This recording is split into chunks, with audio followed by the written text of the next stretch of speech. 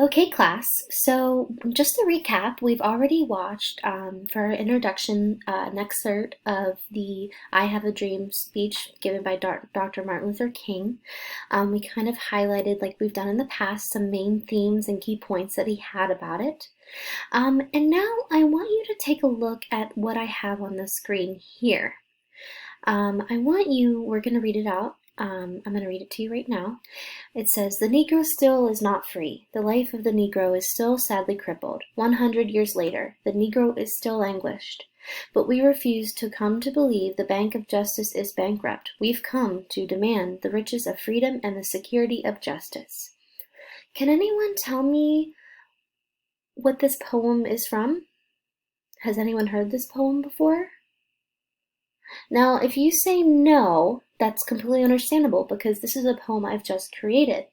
However, if you said that it does sound familiar, that's okay because what I've done is I've created a found poem through the words and the speech of Dr. Martin Luther King. So what is a found poem? We're going to define that. Can anyone tell me? So the definition of a found poem is a composition made up by combining fragments of such printed materials such as newspapers, speeches, like we just watched, menus, and rearranging them in the form of a poem. Has anyone ever done this before?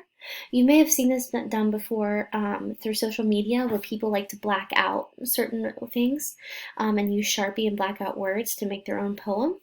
So this is something that's been done before, but this is a strategy called found poems, and we're going to do that today and create our own theme and own words through famous speeches and different songs and poems that we find within our literature.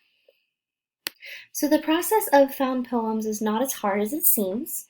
On your desk you should see an excerpt of the actual I Have a Dream speech. It's not the whole thing because we're only focusing on a small portion of it today, but today I'm going to model how to do the found poem strategy with you so that when we break out into groups, you get a chance to do it yourself, but you get to see it before you actually practice it. So the first thing we're going to do is we're going to pick out 5 main key points from this paragraph, this excerpt that we have here. So I want you to take a second to read it.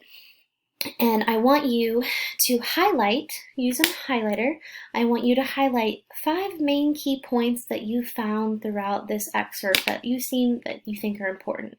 So I'm going to give you time to do it, and I'm going to do it as well, privately.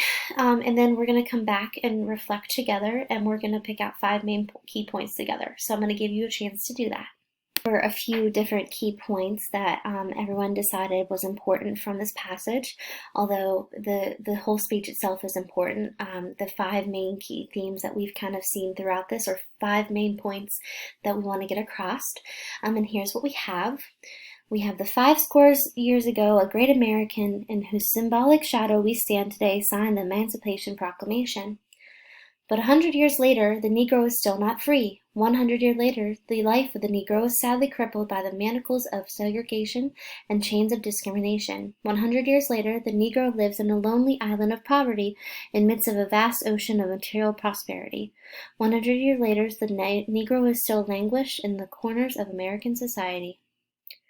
We've come to our national capital to cash a check. But we refuse to believe that the Bank of Justice is bankrupt, and so we've come to cash this check, a check that will give us upon demand the riches of freedom and the security of justice. So, that's a lot. If you look at my found poem, it's quite short.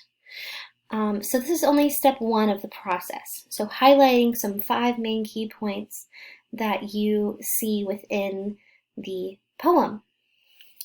So now we're going to go on to step 2, which is circling or drawing a square around some phrases that you see that are repetitive or important phrases or words that you find that are important. So once again, I'm asking you to break down this content and make it smaller by looking at keywords and phrases that you find that are very important. And this can be different for everyone, so it's okay for our responses to be all different. But once again, I'm going to give you time to do that, and we're going to come back together. I just went over a few key points that everyone found. And I just want to review that with you. And like I said, it could be different from everyone, but this is just some that we found together. We highlighted Signed the Emancipation Proclamation, which is a very important document to American history. We also highlighted 100 years, 100 years later, 100 years later. It was repeated quite often, so we did circle that. We circled another purpose, which is we've come to our nation's capital to cash a check. We refuse to believe the Bank of Justice is bankrupt, and so we've come to cash this check, a check that will give us upon demand the riches of freedom and the security of justice. So now we have highlighted our 5 main key points, and we've circled our key phrases or words that are important to us from those key points.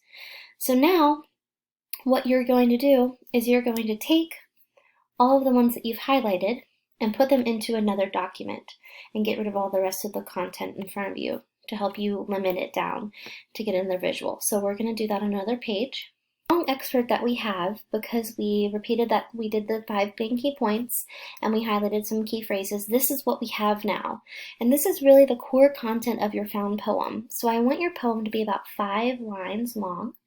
And what you're going to do is you're going to take excerpts of this excerpt that you have here and make a 5-line poem for us. I'm going to give you all a second to look around. And what you can do is you just take snippets from this excerpt that we've already done, and you're going to make it into your own poem. And whatever's left, you're just going to get rid of. Make sure that it sounds grammatically correct.